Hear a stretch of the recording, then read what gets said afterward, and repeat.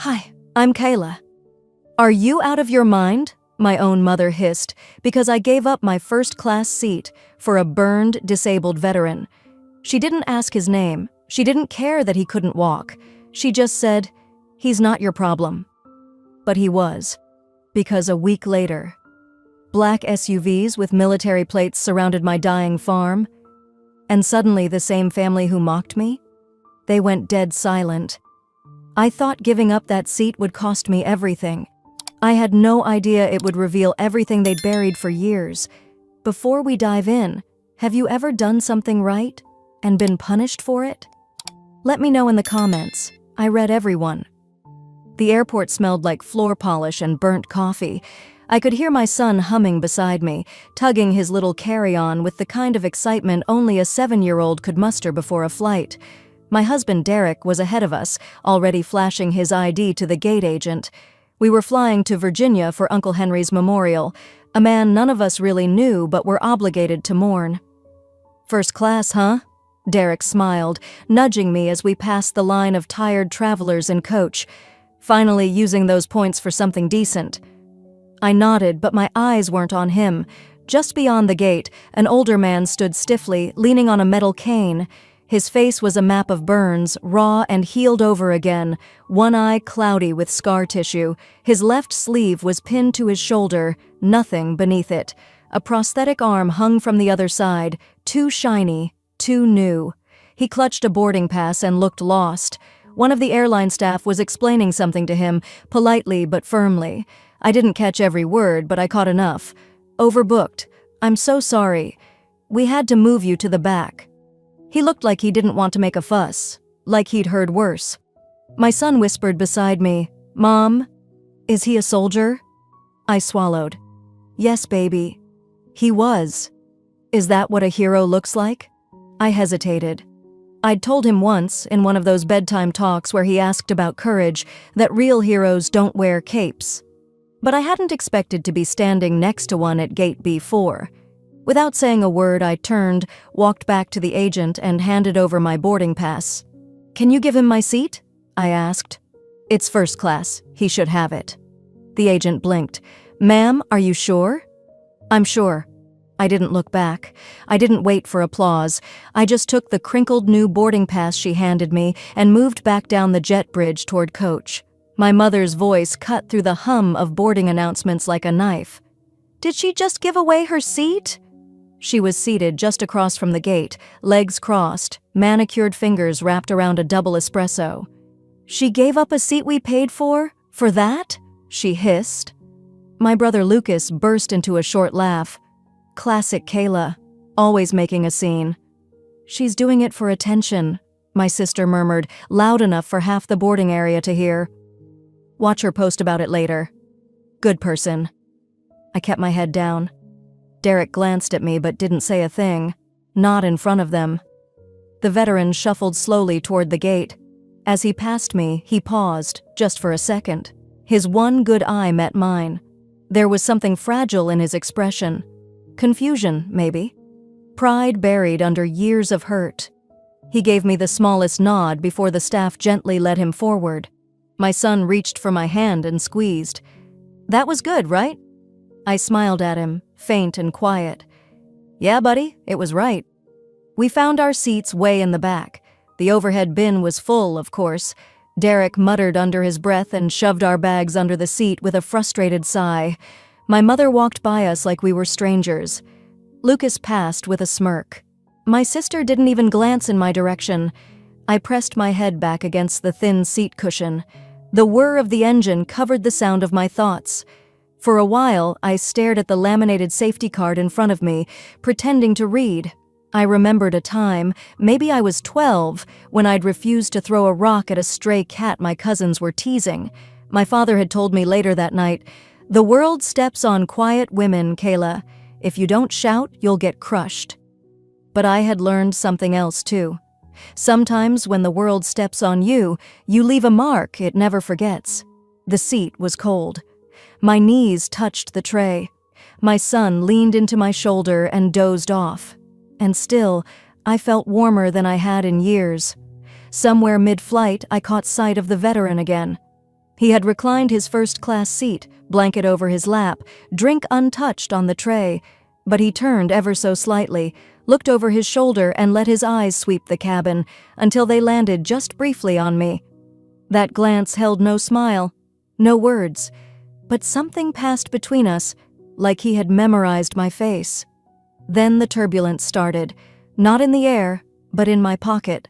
My phone buzzed, a text from an unknown number. "You made an impression." I frowned. My mother, sitting in the aisle just behind us, leaned in with that voice she always used when she wanted to sound sweet but meant the opposite. "Don't expect a thank you, Kayla," she said. "He's not your problem." I turned away from her and looked out the window. We were descending through thick clouds, the gray giving way to the rolling greens of Virginia's hills. And in that moment, I felt something unplaceable shift. The plane jolted, not from wind, but from the weight of a truth unspoken. I didn't know it yet, but that single gesture on Flight 728 would rewrite the course of my entire family's future. I didn't say a word on the ride home from the airport, not when Derek joked about turbulence, not when Mom gave me one of those thin-lipped glares while we waited for luggage, not even when my son leaned into me and whispered, "That man in first class." He reminded me of the soldier in my comic. I just nodded, kissed the top of his head, and drove us home through light drizzle, my knuckles tight around the wheel. I thought the gesture had ended there, with a nod, a buzz on my phone, and a patch of sky cracking open over Virginia. But it hadn't. 3 days later, I got a text from Mom. Dinner at Lily's. 6 p.m. "We need to talk about what happened. No, please. No, how are you?" Just that cold precision of obligation wrapped in family lace. I sat with the message on my screen, coffee going lukewarm in my hand. I almost replied, "I have plans." But I didn't, because I already knew. If I didn't show up, they'd twist the narrative before dessert. So I put on a soft sweater, combed my hair back, and drove to my sister's house in Lexington, one of those perfect suburban boxes with white shutters and a wreath on the door that screamed Instagram-worthy, real feeling optional. The porch light was already on, though it wasn't even dark yet. I pulled into the driveway behind Lucas's SUV and Mom's hybrid. Derek had taken our son to a school art show. He didn't ask why I wasn't going. Inside, the smell of lemon chicken hit me first, then the gleam of a too-polished kitchen. Everyone was already seated at the long farmhouse-style table, except for one chair at the far end, not tucked in like the rest. No plate, no wine glass, just a plain napkin and silverware set in a neat line like a silent directive. "Kayla," Mom said, not looking up from her wine. "Nice of you to join us." Lily turned from the stove, smile tight as wax. "We started without you. Hope that's okay." I walked in slowly, scanning the table. Lucas had a beer in hand. His girlfriend, new this year, I couldn't remember her name, nodded politely. No one offered me a drink. I sat where the napkin told me to sit. There was no small talk. Mom set down her fork with a soft clink. "Let's get to it. What you did on that plane? Here it comes." Was embarrassing. I blinked. "Excuse me?" "You gave up a seat we paid for," she said, voice low and controlled, to a complete stranger, in front of everyone. The entire cabin was watching. Lucas leaned back. "People were whispering, Kayla. I saw it. Did you see what that woman did? Like we're some kind of villains." I stared at him. "You're upset because people thought I was kind?" He laughed through his nose. "No, we're upset because once again you hijacked the moment, made it all about you." Lily chimed in, placing a bowl of salad on the table with a little more force than necessary. "I was going to make an announcement. That flight? I was going to tell everyone I'm pregnant." She paused for effect, glancing around the table like waiting for applause. I blinked again. "You wanted to announce it? During a memorial trip?" Tears welled in her eyes suddenly, fast and shiny. "You always ruin things, Kayla. Ever since we were kids, you just insert yourself into moments. Remember Mom's anniversary party? You brought those foster kids like it was a charity event. Mom nodded solemnly, taking another sip. You have a pattern. This savior complex of yours. You've made us look cold, and you wonder why people pull away from you. Something in me recoiled. I hadn't said a word yet in my own defense, but I could already feel how this was being shaped, like wet clay molded by fingers that had done this 1,000 times before. It wasn't about attention, I said, voice quiet but steady. It was about doing the right thing. That man, he was a veteran. He was... Mom cut me off. We know. Burned, disabled, very moving. But Kayla, he's not your burden. Lucas scoffed. We all saw him. We all felt sorry. But you had to be the one to stand up, to show everyone you're better than us. I looked down at my untouched plate. The food smelled delicious, but my appetite was gone. I could feel my pulse behind my ears. Lily dabbed her eyes dramatically. I cried on the flight. You didn't notice. I was sitting right there. Did you ever stop to ask, I said slowly, if maybe he needed it more than I did? That it wasn't about us at all? Lucas rolled his eyes. Of course it was about us. Everything you do is a silent judgment. You never say it out loud, but it's there. Look at me, I care. You should too. It's exhausting. Mom placed her hand flat on the table. You've always been dramatic, Kayla. Always had to push back, always chasing some cause. But what about your family? I looked at them. Really looked. At Lucas, sipping his beer like he was bored. At Lily, blinking away crocodile tears. At Mom, her lips pressed so tight the lipstick had bled into the wrinkles. And I realized something I should have known long ago. No matter how much good I did, no matter how quietly I moved or how big the gesture was, it would never be enough for them. I stood slowly, folding my napkin and setting it beside my untouched plate. Thanks for dinner, I said, keeping my voice even. I won't bother you again. Lily opened her mouth. Mom stood. You're not the victim here. But I didn't look back. I walked out the front door, the scent of lemon and garlic trailing behind me like a ghost. The air had gone cool. My shoes crunched on the gravel driveway. I pulled my keys from my purse, heart beating steady now, not racing. But when I reached the car, I saw something tucked under the windshield wiper, a plain envelope. No name, no return address. I froze. It wasn't the dinner that shook me, it was what came after. The porch light across the street flickered once, then steadied as I stepped off the curb. It was just past 9, the air still clinging to the summer warmth, and the cicadas in the distance droned like they had something to say. I reached for the envelope under my windshield wiper with cautious fingers, half expecting a parking ticket or some passive-aggressive family note. But it wasn't that, not even close. It was just a photo, a slightly curled Polaroid, of Aaron. He was in uniform, smiling like the world hadn't worn him down yet. There was something in that smile that made my throat tighten. And tucked inside the envelope, nestled behind the photograph, was a military challenge coin. Polished, heavy, not one I recognized. I traced its ridged edge with my thumb, and before I could stop myself, I sat in the driver's seat and just stared. No note, no handwriting, no explanation. I hadn't seen that photo before. It was from his second deployment, maybe his last. His eyes were clear in it. Before the burn scars, before the weight of silence crushed him, the coin gleamed under the dome light, and my grip tightened until my knuckles paled.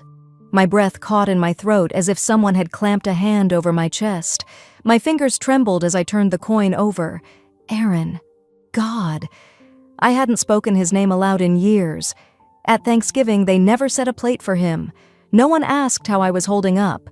When he died, they offered casseroles and silence. And after the funeral, it was like he'd never existed. The house got quieter, but I was the only one who noticed. I drove home in a daze, headlights blurring the road like rain might fall, though the sky was clear. I didn't even turn the radio on. I needed the silence, needed to hear my own thoughts scrape the inside of my skull. Once home, I left the lights off and went straight to the bedroom. The lockbox under my bed hadn't been touched in years. It still had that faint metal smell, mixed with dust and old grief. I pulled it out and knelt on the floor, my knees protesting as if my body already knew this was going to hurt. Inside were the letters, his medical records, a manila folder I'd labeled "in case." I hadn't opened it since the year he died. Back then, I thought maybe I could fight. Maybe I could get someone to listen. I'd sent emails, left messages for JAG attorneys and base journalists. I even walked into a courthouse once, shaking but determined. And each time, the answer was the same. There's not enough evidence, or worse. Ma'am, maybe it's best to let this rest. But the night Aaron came back from that final tour, he sat on the edge of the bed, hands shaking, eyes fixed on the wall, and whispered, "They're gonna bury me, Kayla. Not with bullets, with silence." And 2 months later, he was gone. The official report called it an accident, engine failure during a training flight. But he'd told me before that flight, "If anything happens, it wasn't the plane. You remember that?" I did. Every single word. But my family? They had different words. "Kayla, this isn't your war. You've got your whole life ahead of you. Dragging this up won't bring him back." So I stopped talking. I buried the file. And I pretended I didn't hear his voice every time I closed my eyes. Now, staring at that coin, I realized it wasn't just grief on that plane when I helped the older vet. It wasn't just kindness. It was Aaron, pulling something out of me I'd shoved deep down and labeled too dangerous. I whispered into the stillness of my room, "I see you, Aaron. I see it now." My fingers fumbled through the box until I found a smaller envelope tucked between the files. I didn't recognize it at first. It was addressed to my mother. Postmarked 3 weeks after Aaron's death. It was opened, barely torn at the side. Curiosity prickled. Inside was a formal letter from a military review board. They had requested a statement from the family regarding any allegations Aaron might have shared, or if any relatives had been involved in contacting the media or legal assistance. Then I saw it, a photocopy of the response, from my mother. "This family has had no involvement in any military proceedings. We support our armed forces, but were not made aware of any claims or misconduct. My daughter Kayla is grieving, but was not involved in any official matters." I read it twice, then again. Slower. They cut me out, denied me, lied. That sinking feeling? It wasn't new. It had just been waiting for this exact moment to come up for air.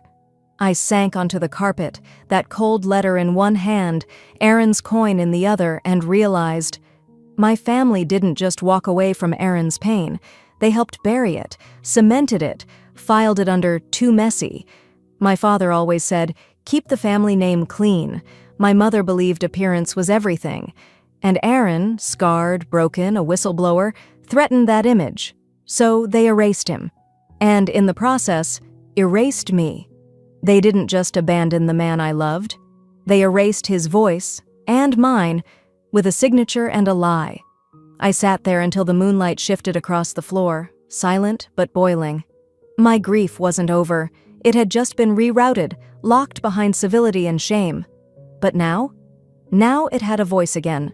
And the next morning, as the sun crept over the blinds and painted the room in dull gold, I reached for my phone and pulled up a number I hadn't dared dial in 10 years, an old contact in a veterans justice group Aaron once trusted.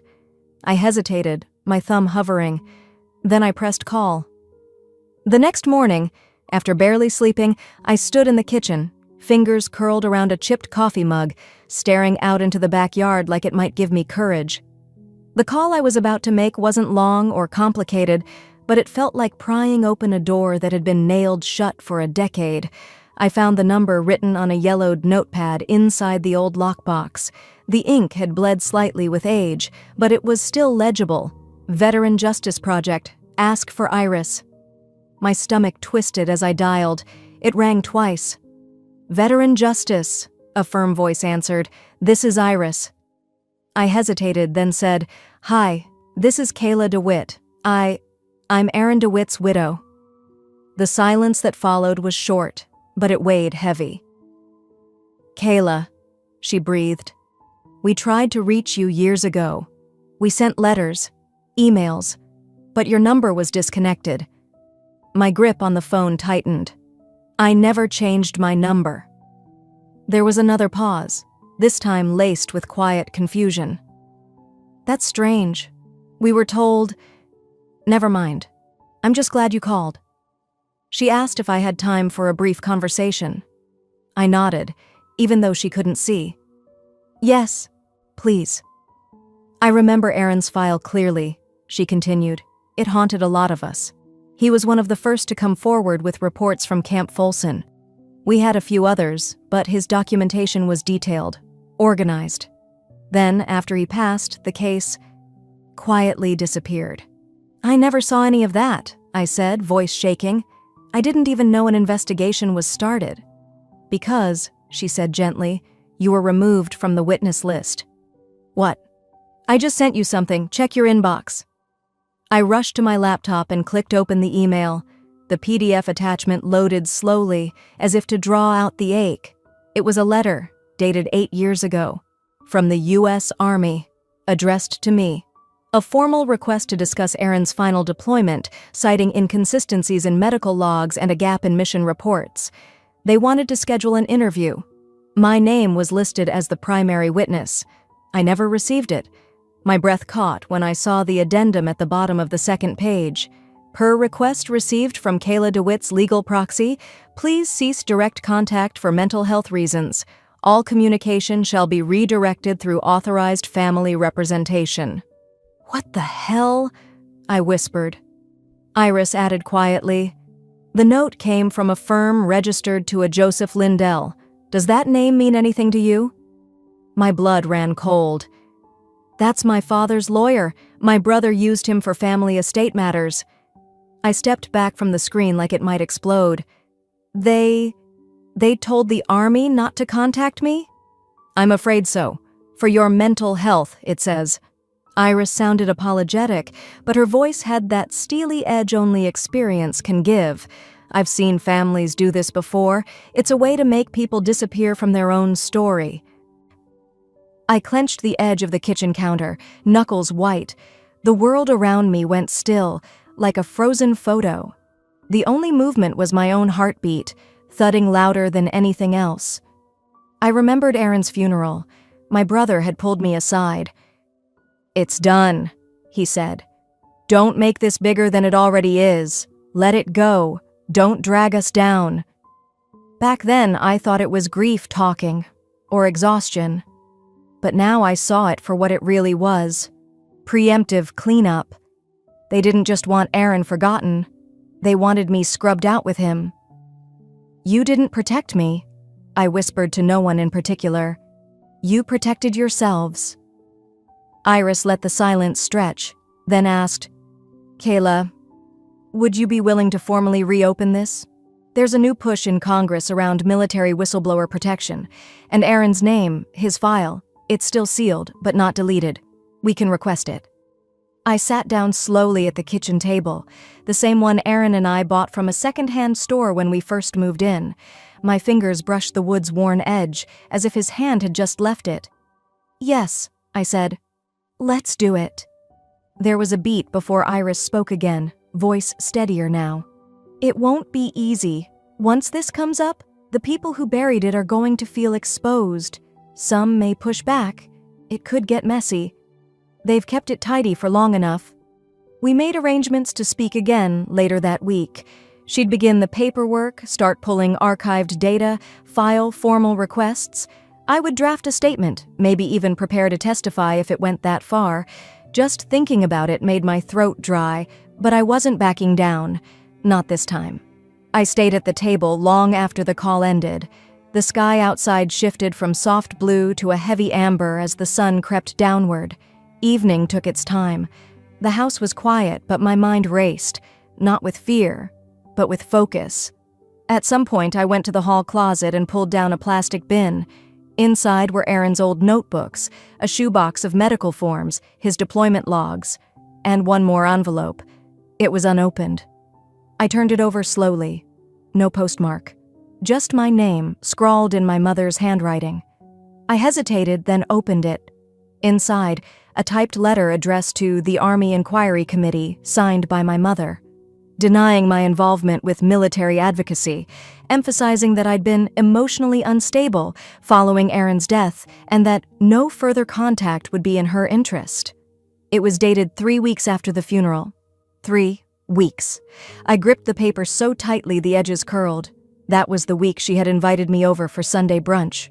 The same week she had smiled and asked me to move on, telling me Aaron wouldn't want me to dwell in anger.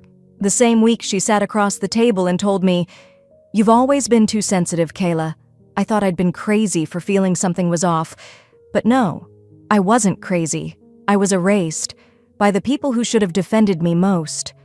I sat in the hallway, knees to my chest, the letter on the floor beside me, and said aloud to no one, "You knew. You all knew. And you buried him to protect your comfort." The sun was gone now. Streetlights buzzed faintly outside. I got up slowly and walked to my bedroom. I changed clothes, nothing dramatic, just jeans and a gray jacket. I wasn't dressing for war, but I was done waiting. By sunset, I drove straight to the one person I swore I'd never speak to again. My brother. I didn't remember the drive into Nashville. Somewhere along the way, I'd passed the familiar fields, the gas station where Aaron once fixed a stranger's flat tire without asking for thanks, and the coffee shop where we'd talked for hours about life after the military. But my hands stayed tight on the wheel, and my eyes barely blinked. Sunset had melted into a golden haze over the skyline by the time I parked. Martin's new office was glass and steel and arrogance. The building gleamed like it had something to prove, just like he always did. The receptionist gave me a polite nod, probably assuming I was a potential investor or someone there to discuss logistics. She didn't stop me. I stepped into the elevator and punched the floor for the executive suite. My breath didn't steady until the doors opened. Martin was seated behind a minimalist desk, tapping away on his laptop like a man who believed the world would collapse without his daily input. He didn't even look up when I walked in. When he finally did, his eyes flickered with surprise, but only for a second. Well, look who survived her own silence. I didn't play his game.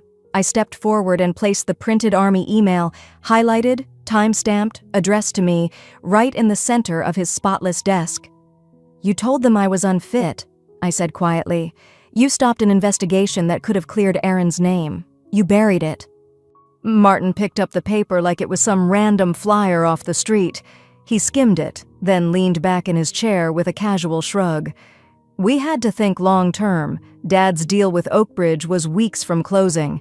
If this had blown up back then, the stock would have flatlined." For a moment, I couldn't speak. He looked so calm, so damn rational, as if reputations and IPOs were more sacred than a man's service, a woman's grief, or the truth itself. "My husband's name didn't matter?" I asked. "My life didn't matter?" All that mattered was the family name and a few extra zeros on a portfolio. Martin's mouth curled into that same smirk he used as a teenager, back when he cheated at Monopoly, and called it strategy. "You were spiraling, Kayla," he said. "You cried at the funeral like the world had ended. You wouldn't eat, wouldn't sleep. You weren't thinking clearly. We did what we had to." "Don't you dare spin this as concern," I said, voice barely above a whisper. "You erased a soldier to protect a stock price." He scoffed, folding his arms. "Come on, don't turn this into some moral crusade. You gave up your seat to a vet last week, and now you're playing military martyr?" That hit harder than I expected, but I didn't let it show. Instead, I looked at him, really looked, at the man who once pulled my hair during road trips, who made me laugh until I cried at our mother's expense, who sat stone-faced at Aaron's funeral like it was just a board meeting with more flowers. "Thank you," I said, calmly. "For what?" "For confirming everything I needed." I didn't wait for a response. I turned, walked to the elevator without looking back. Behind me, his voice followed. "Careful what you stir up, Kayla," he called out. "You might not like what floats to the top." The doors closed before I could answer. That was probably for the best. I didn't trust what might have come out of me if I'd stayed. I got in the car, drove with no direction, just movement. Nashville's lights blurred past, neon and noise, but I didn't hear any of it. The road pulled me forward, out of the city, back into quiet. But inside me, chaos. My mind looped like a broken cassette tape. Aaron's voice from the last voicemail. "Don't believe everything they say. You know who I am." Then my father's cold stare at the memorial when I asked if he believed the allegations.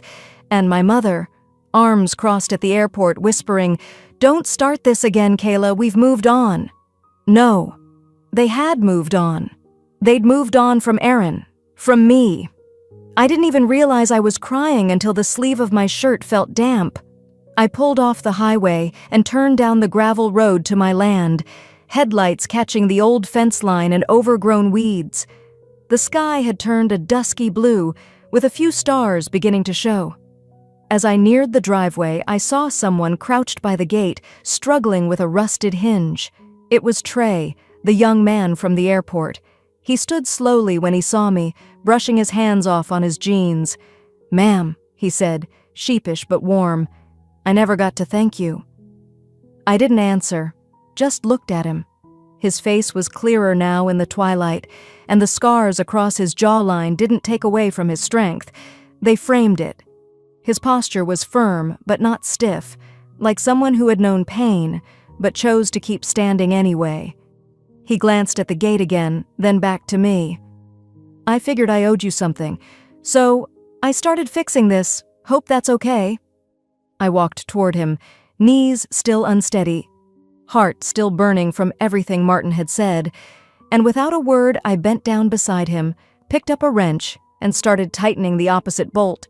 He didn't say anything more, and neither did I, but somehow, in that silence, something inside me started to shift. I wasn't okay. Not yet. But I wasn't done, either. That night, I didn't turn on a single light in the house. I moved through the darkness like a ghost, numb after what had unfolded with Martin.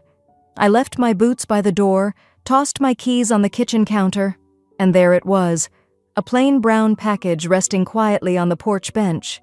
No return address, no handwriting, just my name, Kayla Thorne. I brought it inside with a strange weight in my chest, like my heart knew what my head didn't yet. I sat at the kitchen table. The hum of the refrigerator was the only sound. I opened the box, peeled back the brown paper, and froze. Aaron's field journal. I hadn't seen it since before he deployed. I ran my fingers over the frayed edges, the weathered leather cover cracked in places, corners warped by sand and sweat. Inside, his handwriting greeted me, tight, neat, disciplined, just like him. I turned the pages slowly, page after page, notes from missions, names of team members, locations scribbled in shorthand, each entry read like a man trying to hold order in chaos. But then, near the back, a name jumped out at me, Martin. It was in the margins of a mission summary. Supply drop delayed, intel confirmed via Martin T. My pulse kicked. Why would Aaron write that name? Why was my brother's name in a war journal? Then I found the final entry. The writing was rushed, uneven. If anything happens to me, Kayla deserves the truth. No period, just the raw end of a thought. I sat there for a long time, staring at the page. A storm of questions swirled in my head, none of them landing. I didn't sleep that night. I didn't even lie down. I just sat with the journal on the table, as if Aaron was still talking to me through it. The knock came at 6:30 a.m. I jerked upright, disoriented. Another knock, firm, official. Outside, a black SUV idled at the edge of my dirt driveway. A man stepped out, gray-haired, rigid posture, dressed in full military uniform, a decorated colonel. He walked up the porch like he'd done it 1,000 times before. "Ms. Thorne," his voice was low, controlled. "I'm Colonel Grant, Internal Review Division, U.S. Army." I nodded, unsure what to say. He didn't wait for an invitation, just stepped inside, scanned the space, and pulled a manila folder from his coat. He laid the contents on the table, a series of photos, redacted reports, time-stamped surveillance stills. He slid one document forward. This was submitted 2 weeks before your brother's death. It bears your signature." I leaned in. It was a waiver, a block on further investigation into Aaron's mission. My name was at the bottom in black ink. "I didn't sign this," I whispered. "I wasn't even in Tennessee then. I was at the university in Chapel Hill." He gave a tight nod. "We know. That's why we're here." The next few minutes blurred together. He explained the Army had reopened Aaron's case quietly, that a trail had been uncovered, a digital submission routed through shell networks, untraceable except for one detail. "We believe your brother submitted this under a proxy account," he said calmly. "He had help. Someone inside." I stared at him. My throat was dry. "Why now?" "Because Aaron flagged his journal as a failsafe," he replied. "It was recently decrypted. Your name, your brother's name. It forced our hand." He paused, then looked me directly in the eye. "Ms. Thorne, if this proceeds formally, will you testify?" I opened my mouth, closed it again. He stood, sensing my hesitation. "You don't have to answer now, but think carefully. This isn't just about your brother. This is about justice." After he left, I walked to the window and watched the SUV disappear down the gravel road. The question stayed behind, sitting heavy in the room. Would I really testify against my own family? If I spoke up, I would be tearing open everything. The family business, my parents' reputation, Martin's career, and yet, if I stayed quiet, Aaron would remain a statistic, a fallen name on a flag-folded casket. "If I speak, I destroy them," I whispered. "If I don't, I destroy myself." The weight of it settled into my bones. That afternoon, I stepped out to the back field, hoping movement would quiet my mind. The sun hung low, casting long gold shadows. I spotted someone near the gate, Trey. He was tightening the chain on the fence, sleeves rolled up, sweat on his brow. He straightened when he saw me and smiled. "Hey," he said. "Thought I'd finish what I started." I walked over, picked up a pair of pliers, and crouched beside him. As we worked, I noticed a long scar snaking down his back, just visible beneath his damp shirt. "IED," he said, catching my glance. 3 years ago, they said I wouldn't walk again." I looked at him. "But here you are." He gave a half laugh, half sigh. "Yeah, well, giving up would have made them right." We worked in silence for a few minutes. No speeches, no philosophy, just wire, sweat, and quiet strength. That night, after a quick shower and a cup of tea I barely touched, I sat back at the kitchen table. The field journal was still open. I flipped back to the final page. Aaron's words stared back at me like a dare. I picked up my phone. For the first time in weeks, my hand didn't shake. I dialed a number I hadn't used in years. Kara Gibson, an independent military journalist. She picked up on the second ring. "This is Kara." I took a breath. "It's Kayla Thorne. I have something to say, but off the record, for now." By the time the first light crept through the blinds, my phone was already vibrating across the counter. At first, I thought it was another robocall until I saw the name of the news outlet flash on the screen. Then another, and another. The Army had done it. They'd posted the updated list of witnesses on their public archive site, and my name was right there, bold as a headline. I didn't have time to prepare. Within the hour, 2 white news vans rumbled down my gravel road, trailing dust and entitlement. I stayed inside, curtains drawn, heart hammering. They parked just outside my fence like they owned the place. Someone knocked, loud, impatient, and when I didn't answer, they left a card wedged into the wood slats of the gate. Inside my mailbox, I found something else. A wrinkled envelope with no return address. The handwriting was jagged, rushed. I opened it and stared at the single torn-out magazine page with a word scrawled across in marker, "Liar." That's all it said. My stomach twisted. I turned off my phone, only to turn it back on again 10 minutes later. The missed calls stacked like bricks, some from people I hadn't spoken to in years.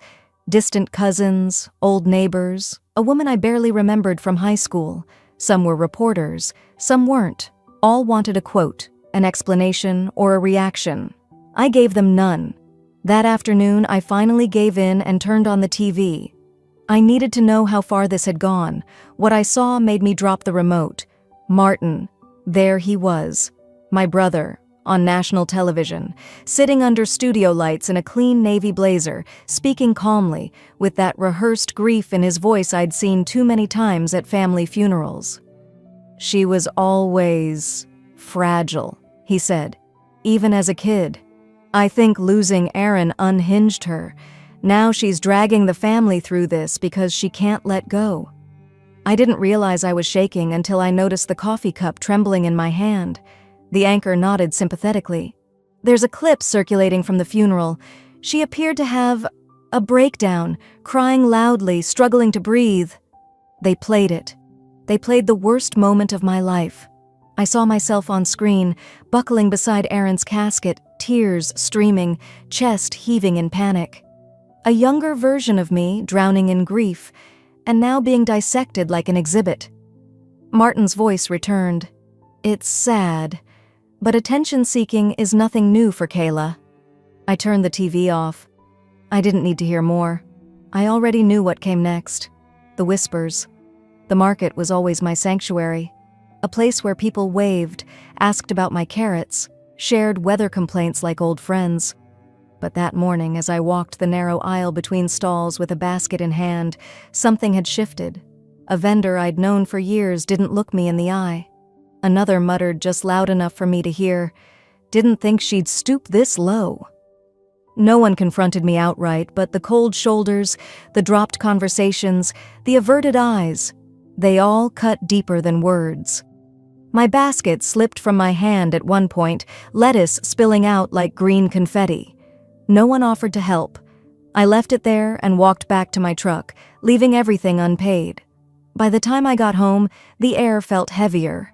The wind carried a thickness like a storm about to break. And it did.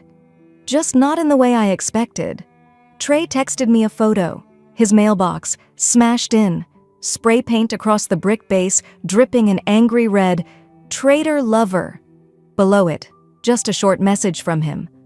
"Might be best we don't talk for a while, I'm sorry." That was the moment it all cracked. It wasn't about me anymore. My silence had started bleeding into others' lives. People I cared about were being targeted. Because I hadn't spoken. Because I let the truth rot in a journal drawer while my brother toured studios and shaped a story that buried Erin twice. I sat alone in the living room, staring at the folded flag in its glass case, crisp and still, untouched since the funeral. That flag had once meant pride, honor. Now it stared back like a mirror I didn't want to face. "They'll keep using my silence to bury him," I whispered to the empty room. "That ends tonight." I walked into the den and opened the drawer I'd avoided for months. The challenge coin Erin gave me the last time he was home rested inside. He'd slipped it into my hand after dinner. No words, just a smile. I'd kept it close ever since. I held it now, fingers curled tightly around the edges. The metal was warm from my skin.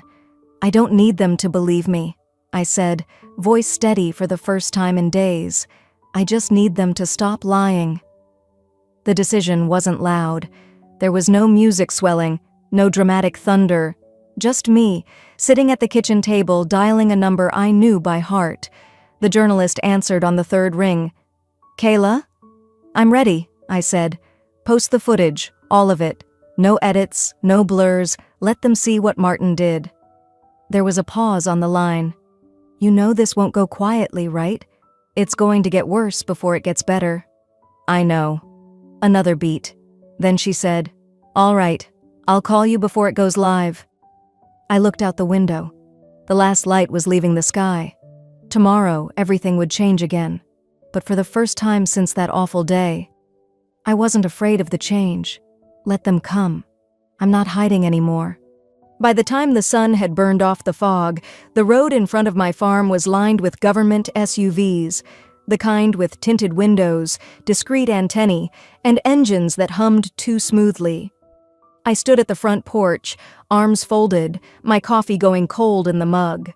When the door of the lead vehicle opened, I didn't flinch. A woman in a dark suit stepped out, her badge clipped high. "Ms. Whitmore, I'm Major Adele Grayson with the Judge Advocate General's Corps. We've received your evidence, the full digital trail. She nodded once as if to confirm what she already knew. An official inquiry into your brother's contracts has been authorized, effective immediately. I didn't smile. I didn't speak, just moved aside to let them pass. As the agent stepped into my home, I reached into the small drawer by the entrance and pulled out Aaron's challenge coin, the one he had given me during his last leave. I placed it gently on the threshold, not for ceremony, not for show, just for him. "Walk this one with them, Aaron," I whispered, "just this one more." The moment lingered, just me, the coin, and the footsteps behind me. Then I turned and closed the door. 2 days later, I found myself in the corridor of the county courthouse, seated outside room 3B. Fluorescent lights buzzed overhead. Inside, my father was under oath, giving a deposition to the state attorney's office. I wasn't there to gloat. I was there because I had nothing more to lose and nothing more to prove. But then the shouting started, a muffled thump, then chaos. The courtroom door swung open and I saw him, my father, clutching his chest as his knees gave out. An officer rushed forward, papers scattered. For a moment, everything slowed. And then Martin. He didn't run to Dad's side. He pointed directly at me through the open doorway.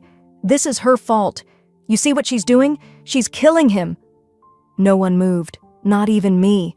I stood still, watching as my father was laid down, the paramedics arriving moments later.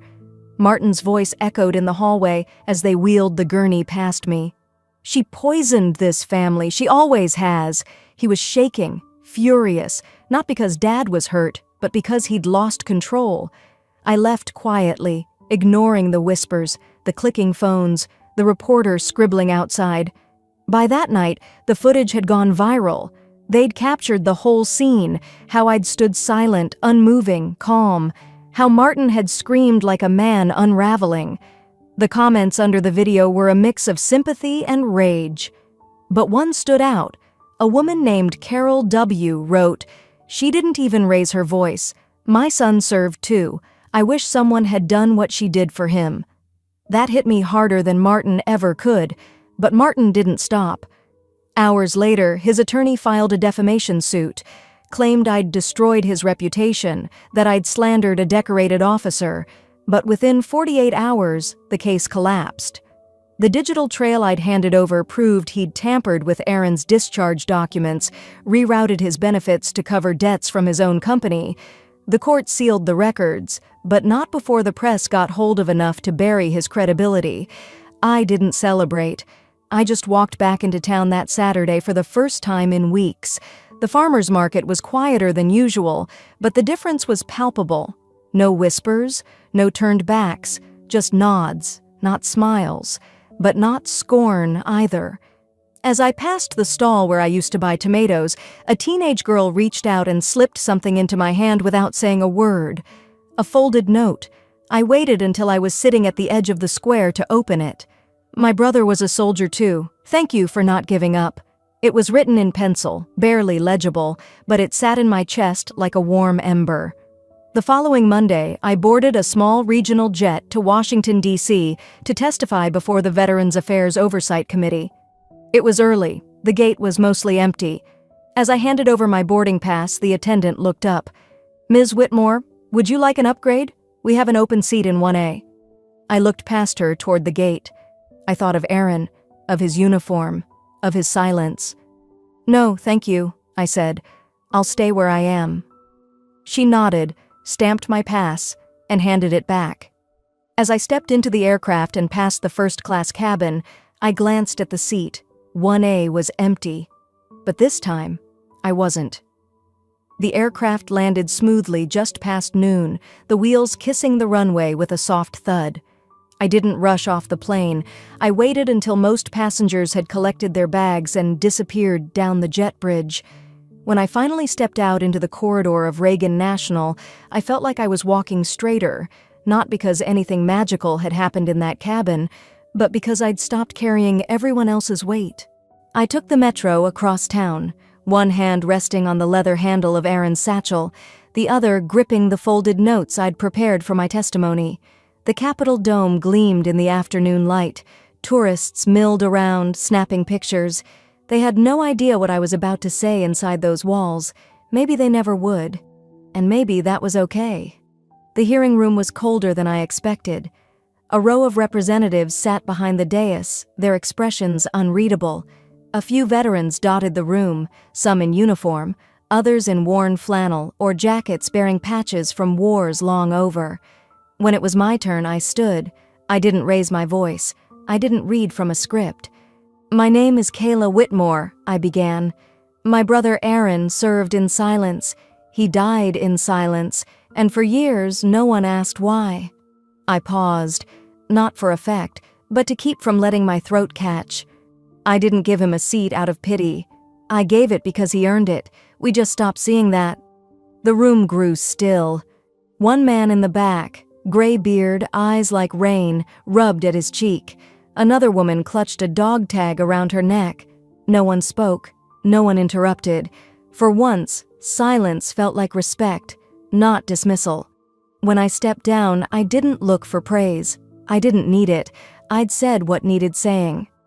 That weekend, I was back on the farm, standing near the greenhouse that Aaron and I had half-patched the summer before he deployed. The frame was still sturdy, the panels mostly intact. I spent 2 mornings clearing out the weeds, repainting the frame, and laying out rows again. But this time, I didn't just plant tomatoes or lettuce. I added lemon balm, lavender, echinacea, plants that soothe and restore. I put up a handwritten sign at the front gate. Free workshops for veterans and their families. No questions asked. The town didn't swarm to sign up. That wasn't the point. A week later, I installed a small bronze plaque just inside the gate. Nothing flashy, just words that meant something to me, in honor of those we forget too easily. A month passed. My phone rang on a quiet Tuesday while I was tending to the rosemary. I saw the caller ID, Mom. I let it buzz until it stopped. No voicemail. Later that evening, I found a letter in the mailbox, addressed in the neat, rounded handwriting of my niece. Inside, just a single paragraph. Aunt Kyla. You weren't wrong. They just weren't ready to hear the truth. I hope someday they will be. I see you. I love you. I stood at the edge of the porch for a long while after that, not crying, just breathing. The news about Martin came through a local reporter I used to avoid at the market. Disbarred, indicted on federal fraud. It was a quiet fall from grace, no press conference, no headlines screaming, just a silent end to a very loud man. Dad? He retired, no formal statement, no ceremony. One day he was gone from the board, the next, his office emptied.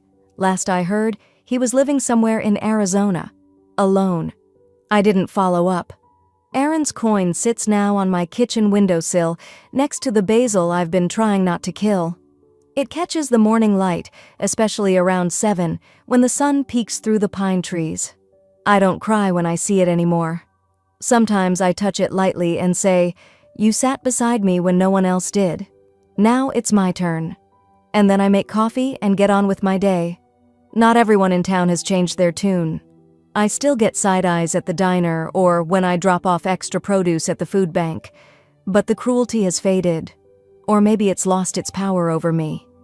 Just last week, as I crossed the town square, a man with an airborne patch on his jacket looked up, met my gaze, and gave a short, deliberate salute. I nodded back. I didn't do any of this for applause, and I sure didn't do it to be liked. They don't have to like me. I didn't do it for them. Last night I pulled out an old journal from the drawer in my bedroom. Not the one I kept after Aaron passed, but the one I used to write in before life got so loud. I flipped to the first empty page and wrote, "I didn't lose a seat on that flight. I found my footing." Then I closed the book and left it open on the nightstand like an invitation. Someday, maybe I'll answer if Mom calls again. Maybe I won't. But if I do, it'll be on my terms.